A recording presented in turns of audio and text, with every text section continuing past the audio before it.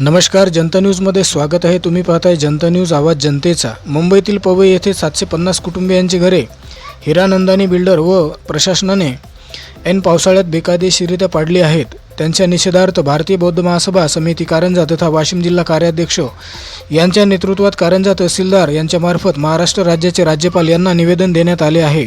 750 घरे तोडून तेथील बौद्ध लोकांना बेघर करण्यात आले आहे. पोलीस प्रशासनाने अतिक्रमण काढण्याच्या कार्यवाहीमध्ये एका महिलेस मारहाण केल्याने गर्भपाताची घटनासुद्धा घडली आहे. तसेच मुंबई भागातील बुद्ध विहारात बौद्धांना जाण्यास मनाई करण्यात आली आहे, बंदी घालण्यात आली आहे.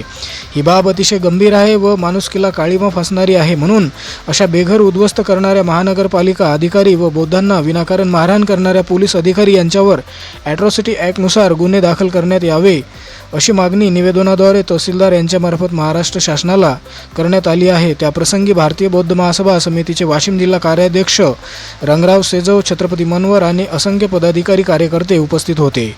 जनता न्यूज कारंजा प्रतिनिधी, जिल्हा वाशिम. गेल्या 6 जूनला उपरोक्त मुंबई पवई येथे ऐन पावसाळ्याच्या वेळेस 750 बौद्धांची घरे पाडण्यात आली. कोणत्याही प्रकारचे आदेश नसताना त्यांना बेघर करण्यात आलं आणि तेथील महानगरपालिकेच्या